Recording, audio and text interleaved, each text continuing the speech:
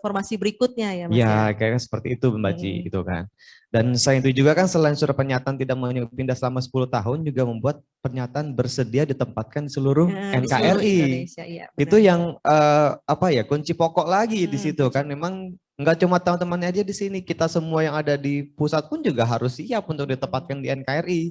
Mungkin Mbak Ci mau kembali ke Pariaman? Oh enggak ya? Enggak kayaknya. Gitu ya, siap kalau gitu. Keluarga di sini. Oh keluarga di sini ya. Saya juga kalau saya di sini aja. Iya, sini aja. Kalau ibu kota pindah gimana? Kalau ibu kota pindah ya kita pasti pindah di pusat karena Mahkamah Agung itu di undang-undang berkedudukan di ibu kota negara. Wajah kayak nggak siap Boleh. gitu. Iya. Ya kira-kira seperti itu teman-teman ya. Jadi apa namanya? Kita memang di sini dituntut untuk menunjukkan diri kita ya, berkompetisi dalam hal yang positif ya, menunjukkan kompetensi kita, berinovasi. Jangan sampai kita hanya bekerja cuma gitu-gitu aja gitu loh maksudnya. Itu yang kita nggak harapkan untuk teman-teman Apalagi CPNS anak-anak di sini. milenial ini ya. Nah itu dia, anak-anak milenial ini biasanya kan kreatif gitu kan, banyak ya pemikiran-pemikiran gitu kan, yang bisa kita pakai untuk mengembangkan organisasi kita. Ya, buat pembaruan nantinya. Oh iya pasti itu. Satker kerja masing-masing. Betul seperti itu Mbak Ci. Jadi tapi gimana sih?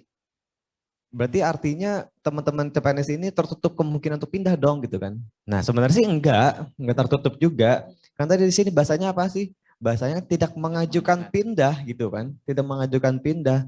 Bukan berarti enggak bisa pindah sama 10 tahun, bukan. Balik lagi nanti di materi pengembangan karir ada klausul tentang kebutuhan organisasi.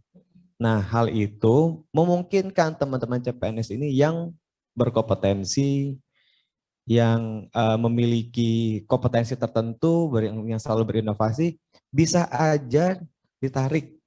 Bisa ke pusat.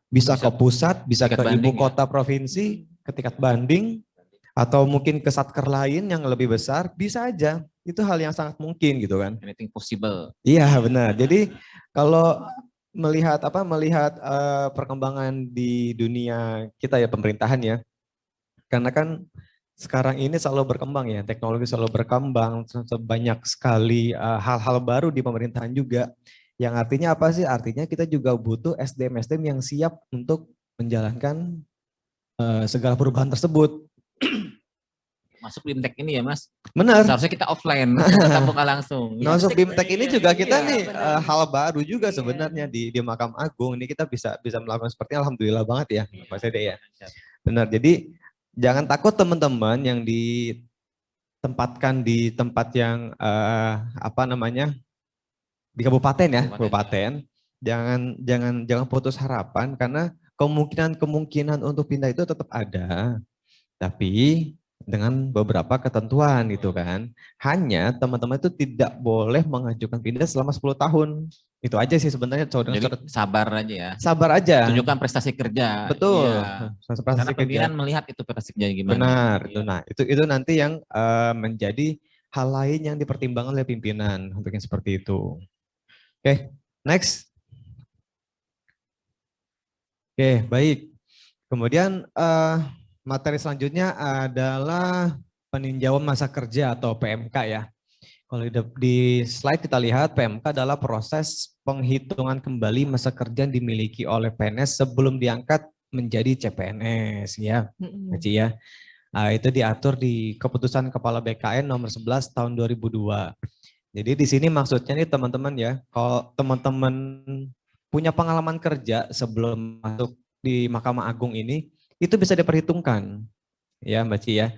Nah perhitungan seperti apa nanti kita bahas, tapi artinya teman-teman yang memiliki pengalaman masa kerja itu segera diajukan ke kami ya Mbak Ci. Setelah jadi PNS maksudnya ya. Karena apa? Karena kalau CPNS itu ya masih percobaan ya. Nanti setelah jadi PNS bisa mengajukan ke kami, mengusulkan. Ada yang punya masa kerja 10 tahun, 8 tahun, 5 tahun, ajukan ke kami. Jadi sayang ya kalau nggak sayang ya, karena apa sih manfaatnya gitu kan, maksudnya benar. Masa kerja itu tuh berpengaruh terhadap gaji pokok teman-teman sekalian ya kan. Jadi teman-teman yang diangkat di golongan 2C dan 3A, kalau 2C itu kan pasti punya masa kerja fiktif 3 tahun 0 bulan ya. Untuk yang 3A itu 0 tahun 0 bulan. Nah, kalau kita lihat tabel gaji di PP 15 tahun 2019, yang dilihat itu adalah golongan dan masa kerja. Ya, teman-teman ya. Jadi kalau teman-teman yang sama-sama golongan 3A tapi punya masa kerjanya lebih banyak, otomatis gaji pokoknya lebih besar. Ya. Kalau mau tahu besarannya di mana, Mas? Dicek di PP 15 tahun 2019. 2019. Ya, Ya. nanti bisa dibaca Silakan di situ. dibuka-buka itu ya. Iya, dibuka aja di situ. Jadi apa namanya? Ini merupakan hak teman-teman sekalian gitu yang harus diminta. Nah, kita di sini di bagian mutasi itu harus mengakomodir hal tersebut gitu loh. Segera diusulkan ke kami biar kami yang proses gitu. Tapi caranya kayak gimana? Coba di next slide. Nah, ini teman-teman caranya nih untuk peninjauan masa kerja. Prosedurnya adalah kita melalui usulan. Nah, untuk teman-teman di tingkat pertama mengusulkan melalui tingkat banding, ya. Tapi syaratnya memang harus PNS dulu ya Mas ya? Iya, betul sekali, Mbak. Nah, terus di tingkat banding nanti akan mengusulkan kembali ke Mahkamah Agung dan akhirnya kita di Mahkamah Agung mengusulkan ke BKN. Karena apa? Karena nanti diterima atau tidaknya peninjauan masa kerja tersebut ada di BKN, bukan di kita ya Mas Dede ya. Sampai BKN ya. Betul itu. Jadi BKN lah nanti yang akan menghitung, mengesahkan dan memvalidasi semua berkas-berkas yang disampaikan oleh teman-teman sekalian. Apa aja sih syaratnya sih? Nah, pertama kita butuh SK CPNS, kemudian SK PNS, kemudian bukti pengalaman kerja yang sah dan dilegalisir. Ini berupa apa? SK pengangkatan dan surat keterangan pengalaman kerja. Dan yang terakhir adalah legalisir ijazah yang diakui oleh BKN. Nah, dari 4 persyaratan ini nih, kita yang paling sering jadi perhatian itu di nomor 3 Mas Dede ya, yang bukti pengalaman kerja yang sah dan dilegalisir Itu gitu. wajib banget itu. Itu sangat wajib sekali gitu. Karena apa? Karena BKN itu memvalidasi usul kita itu pasti melihat dari surat pengalaman kerjanya tersebut gitu kan. Dan yang pasti ini harus berturut-turut ya Mas Dede ya. Kalau untuk yang mau dihitung full ya. Ya kayak honorer kan tuh ada SK pengangkatan tiap tahun. Nah, Tiap tahun tuh dilampirin. Nah, itu. Jadi nggak boleh ada jeda ya. Nggak boleh ada jeda. Nggak boleh ada Iya. jeda. Ya. Nggak Benar. terputus. Kalau seandainya ada yang terputus gimana ya pasti diambil yang terakhirnya aja Iya. gitu kemungkinannya. Makanya teman-teman di sini kalau memang memiliki apa namanya pengalaman masa kerja itu coba dikumpulin lagi semuanya, dikumpulin sampai lengkap, baru diusulkan nanti setelah jadi PNS. Seperti itu ya teman-teman ya. Nah perhitungannya gimana sih gitu. Perhitungannya tuh PMK itu yang dapat diperhitungkan adalah masa kerja minimal 1 tahun untuk instansi pemerintah gitu ya. Kemudian 2 tahun untuk perusahaan badan hukum dan maksimal perhitungan 8 tahun.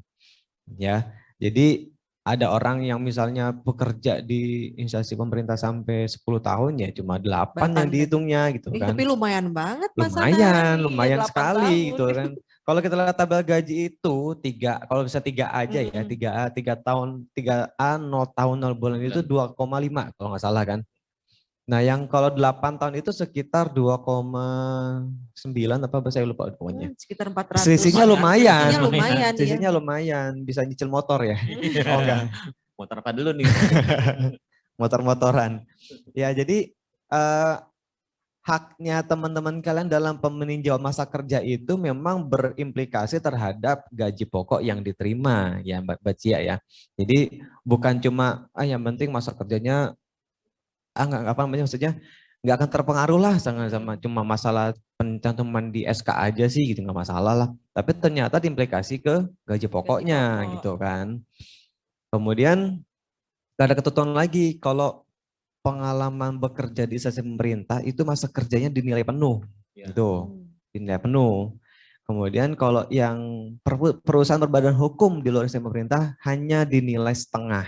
Jadi harus badan hukum ya Mas ya? Harus badan hukum yang terdaftar di Kemenkumham ya, Kemenkumham. Enggak semuanya bisa diakui. Betul. Nah, dulu, ya makanya nanti kan tadi kita bilang kan semua itu divalidasi oleh BKN gitu kan ya. Nah, hanya BKN yang punya perhitungan tersendiri lah untuk menentukan mana perusahaan badan hukum, mana yang bukan, mana yang bisa diterima peninjauan masa kerjanya seperti itu sih teman-teman ya. Nah, mungkin apa namanya PMK mungkin sampai di sini. Ada next lagi? Oh, kenaikan pangkat. Nah, kalau kenaikan pangkat ini saya serahin ke masternya kenaikan pangkat nih, ke Mas Dede. Silakan Mas Dede. Mas Dede ahlinya nih. Ya, terima kasih Mas Hanan, rekan-rekan semua, Pak Moderator Baca. Assalamualaikum warahmatullahi wabarakatuh. Ya, selamat pagi rekan-rekan CS PNS semuanya. Masih semangat kan ya? Ya, mana jempolnya? Iya. Pada kesempatan ini saya akan menjelaskan tentang kenaikan pangkat ya. Di sini kenaikan pangkat itu dasar hukumnya masih sama sampai sekarang ya, PP 12 tahun 2002. Jadi nanti teman-teman yang milenial buka aja peraturannya dibaca-baca. Ya, di sini akan kita jelaskan pangkat tertinggi. Ya, untuk SLTP itu dia pengatur golongannya 2C, pangkat pengatur golongan 2C. Kalau teman-teman kemarin kan masuk dari D3 dan S1. Ya, itu bisa sampai yang D3 itu golongan 3C, sedangkan yang S1 sampai 3D. Kalau yang S2 bisa 4A dan S3 sampai 4D. Itu kalau teman-teman jabatan pelaksana. Ya, tapi kalau jabatan fungsional beda lagi, nggak sama. Ini bukan hanya pendidikan aja, tapi jabatan juga mengikat. Seperti itu. Jadi misalnya kalau jabatan fungsional itu bisa sampai 4E kalau yang fungsional utama. Nanti dijelaskan lagi sama Mas Rio. Bagian fungsional Bagian ya. fungsional, ya itu. Jadi kalau yang misalnya diangkat jadi jabatan struktural atau pengawas itu tergantung eselon berapa. Kalau misalnya eselon 4 itu bisa sampai 3D, walaupun dia pendidikan D3, dan yang S2 itu bisa sampai 4B kalau eselon 3A. Kan tergantung jabatannya. Jadi yang ada di depan ini nih untuk jabatan pelaksana. Seperti itu. Oh, jadi maksudnya kalau teman-teman yang nanti menuju ke jabatan eselon 3 Ya, eselon 3. dengan pendidikan D3 bisa sampai ke 3D ya?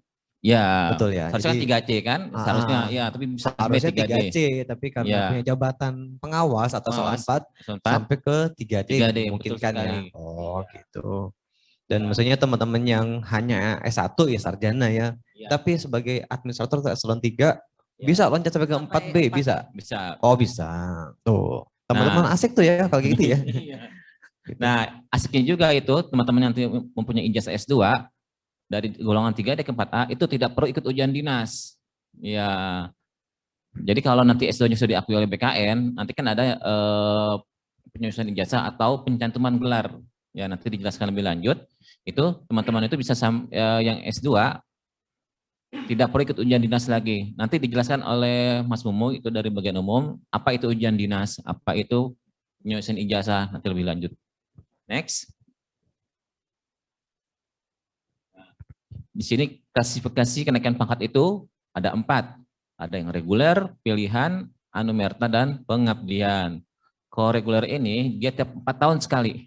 Ini untuk jabatan pelaksana ya. Jabatan pelaksana, dia tiap 4 tahun sekali naik pangkat tanpa terikat pada jabatan. Tapi ada syarat tertentu. Nah, salah satunya itu dia setiap unsur dalam SKP itu bernilai baik. Jadi Ya, kalau unsur. baik unsurnya pasti akan naik pangkat 4 tahun kemudian ya. Ya, tapi 2 tahun terakhir ya. 2 tahun. Nah, teman-teman ini kan kemarin tim TCPNS-nya 1 Desember 2020 dan 1 Januari 2021. Nah, itu nanti naik pangkat lagi 1 April 2025. Ya, jadi itu periode kenaikan pangkat itu ada yang 1 April dan 1 Oktober. Bukan berarti maksudnya 1 April naik pangkat, 1 Oktober naik lagi, enggak begitu. Jadi kalau teman-teman yang nanti TMT-nya 1 April 2025 naik pangkat berikutnya lagi itu tambah 4 tahun. 4 tahun lagi, tapi bulan 2029, ya itu untuk jabatan pelaksana ya. Kalau fungsional beda lagi. Nah, jadi maksudnya teman-teman kalau mau besok naik pangkatnya di bulan April, selanjutnya April terus gitu April ya? terus, ya Oh, terus sama lama. Kecuali nanti ada promosikan, pilihan, promosi segala macam iya, ya. Itu Oke. seperti itu, ya. Tapi kalau normalnya seperti itu ya? Iya. Oke. Jadi itu nggak usah pusing-pusing kalau yang jabatan pelaksana. Pokoknya selama nilai baik SKP-nya insya Allah naik pangkat terus-terusan. Iya. Nah, ada lagi kenaikan pangkat pilihan. Nah, ini terikat pada jabatan, baik struktural, fungsional, itu masuknya ke kategori kenaikan pangkat pilihan. Jadi yang teman-teman fungsional ini ada diuntungkan nih. Kalau yang pelaksana itu tiap 4 tahun sekali, kalau fungsional bisa 2 tahun. 2 tahun itu bisa naik pangkat. Tergantung angka Minimal kredit. ya, Ya, minimal 2 tahun. Ya, dengan syarat angka kredit terpenuhi. Iya, seperti itu. Jadi bisa lebih cepat. Misalnya walaupun sama-sama angkatan 2020, ya kan? Nanti golongannya bisa beda. Iya, belum tentu nanti sama-sama 3C, ada yang bisa 4A duluan. Karena dia punya jabatan fungsional, itu yang diuntungkan fungsional itu. Nah, ada juga yang prestasi kerja. Prestasi kerja ini ya, yang berlaku untuk Mahkamah Agung Mas Anan ya. Iya, luar biasa baiknya untuk Mahkamah Agung. Jadi seluruh